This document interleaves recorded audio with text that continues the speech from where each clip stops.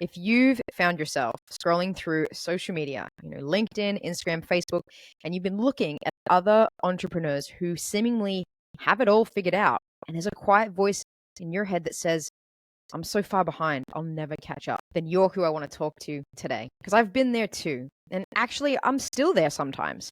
And I've noticed something. That feeling of being behind doesn't just feel bad, it actually stops us from seeing what's valuable about where we are right now. When we're so focused on where we think we should be, we miss what we're actually learning and building in the moment. And honestly, that might be costing you and me more than we realize. So let's get into all of this in today's episode. Ready to break free from the solopreneur struggle?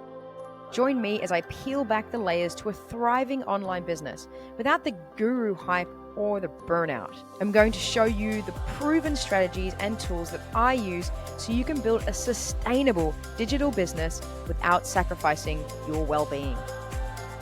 Welcome to Ease and Impact Thriving as a Solopreneur. I'm your host, Frankie J, and this is where we talk about the real stuff that comes up when you're building a business solo. If you find these conversations helpful, really appreciate if you could follow or subscribe. It helps me know these topics are landing with you, and honestly, it keeps me motivated to keep sharing what I'm learning along the way. Today, I want to share something I've been thinking a lot about lately. This is the whole idea of feeling behind and what that's actually doing to us. And by the time I finish today, I hope that you'll have a different way of looking at where you are right now. Instead of that constant worry about not being far along enough, maybe you'll start to see some value in this exact moment of your journey. I've been noticing in my own business and when talking with other solopreneurs that the thing we think is our biggest problem, not being where we want to be, might actually be teaching us something important. And when we can see it, well, it changes how we show up. So let's talk about this pressure we feel to be further along. And I've been asking myself, where does this even come from? When I look back at my childhood, I don't remember waking up stressed about being behind other kids. This feels like something we've learned along the way.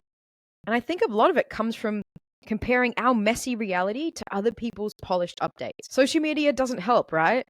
We see the highlight reel, the launch announcements, the client wins, the revenue celebrations, but we don't see the 3 months of doubt before the launch, or the clients who didn't work out, or the months when money was tight. I've caught myself doing this too, looking at someone else's business and thinking, they seem to have it all figured out. But when I actually talk to these people, it turns out they're figuring it out as they go, just like the rest of us. And the question I keep coming back to is behind what exactly? There's no official timeline for building a business. There's no rule book that says you should have X by month 6 or Y by year 2. Sure, people put out guidelines, but there's no rule book. And what about if we just think for a second, those words of behind or ahead? I'm starting to think that these aren't even real things, real places. They're just judgments we've picked up from somewhere. It's like if we're both hiking to the same mountain peak. You take the scenic route while I took the direct path. Are you behind? Or are you just having a different experience? Seeing different things, building different skills. Every detour in my business has taught me something. The client project that kind of went sideways taught me about setting better boundaries. The launch that seemingly failed taught me to validate ideas first. The months where I barely made any money taught me to appreciate what I have now, to live in abundance, even though my bank account didn't say that. What if where we are right now, you and me, regardless of where you think you should be, where you are right now, what if it isn't a mistake or a delay? What if it's exactly what we need to go through to become the person who can handle what's coming next? Now, this isn't about positive thinking or pretending everything's perfect. It's about considering that maybe there's value in this moment that I'm missing because I'm so focused on where I think I should be. And here's something I have noticed, that you can't really help someone with something until you've been through it yourself. At least not in a way that feels really genuine and helpful. But you can be honest with where you are and take them along the ride with you if you like. Now, that thing you're struggling with right now, maybe it's getting consistent clients or feeling confident in your pricing or even just staying motivated when progress feels slow. It doesn't feel good, I know.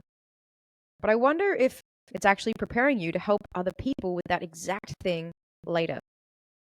If I think about my own journey, the times when I felt I had no idea what I was doing, trying different approaches, feeling uncertain, at the time, it just felt frustrating. But now, when someone tells me they're struggling with those same things, I actually get it. I've been there, and that shared experience creates a connection that I couldn't fake or learn from a book or researching using AI. Maybe you're developing something right now that you can't see yet. Empathy, resilience, creativity, the ability to solve problems in unexpected ways. Now, I'm not saying we should seek out struggle or stay stuck, but maybe we can be, I don't know, a little more curious about what we're learning while we're figuring things out. And funnily enough, there are things that you can do and learn right now in the position that you're in that might actually be harder to access later on. So I've been thinking about this. Right now, if you're smaller, you can pivot quickly. You can try something new without massive consequences. You can have real conversations with every client. You can change your mind about the direction without disappointing thousands of people. When I had just a few clients, I could spend time really understanding what they needed, adjusting my approach for each person. Now that I work with more people, I just have to be more systematic and conservative with my time and energy to make sure I'm helping people in the way they need best. Both phases have their advantages, but there's something special about this earlier phase that sometimes people miss. You're probably closer to your market right now than you'll ever be again. You're hearing their actual words, understanding the real problem, seeing what works and what doesn't in real time. What if instead of rushing through this phase, we paid attention to what it's teaching us? What if we could get really good at working with uncertainty, at being resourceful, at building genuine relationships? I used to think that only the big moments mattered. The launch, the hitting certain revenue goals, getting featured somewhere. Like everything in between was just waiting. But I'm starting to see it differently. I try to focus on that more regularly. That those big moments, they're actually pretty brief. Most of our time is spent in the middle, figuring things out, trying stuff, learning from what doesn't work. What if that's not the boring part we have to get through? What if that's actually where most of the growth happens? So recently, I've been playing around with creating a quiz. And I've created this quiz 2 or 3 times, different renditions on 2 different platforms. Now, some might see that as a waste of time.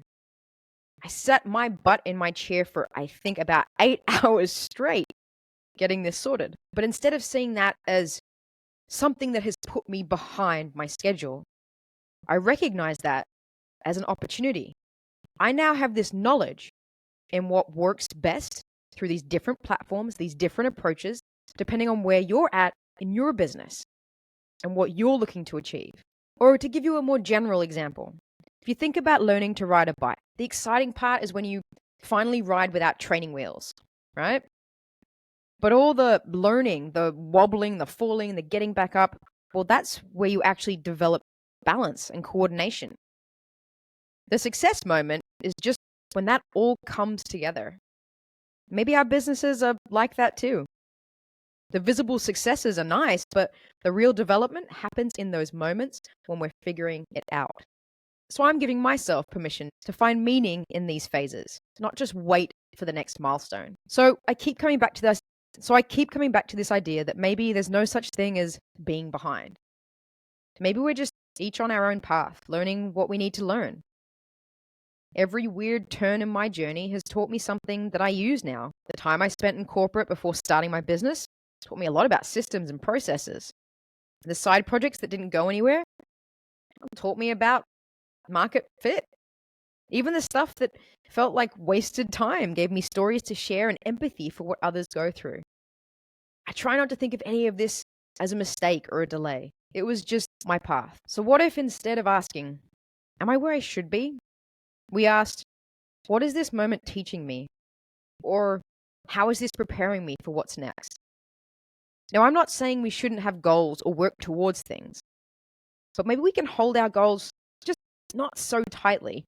Pay attention to what's happening right now and know that, and this is a quote from a song I'm loving right now, if we've still got tomorrow, we've still got time. Your current chapter isn't the waiting room for your real business. This is your real business right now at this stage. And it's preparing you for things you probably can't even imagine yet. For the next week, when you catch yourself thinking you should be further along, try asking, what might this moment be preparing me for? Like I've said, I've been trying to do this myself, and it does shift something in my thinking.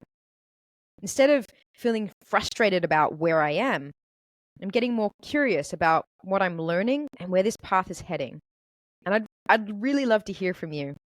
If you're listening on a platform where you can leave a comment, then please tell me, what's one thing your current situation might be teaching you? What skill are you developing that you might not have recognized before? As always, thank you for listening and for being on this journey with me. Remember, keep creating that impact with ease, and maybe, just maybe, you're exactly where you're supposed to be.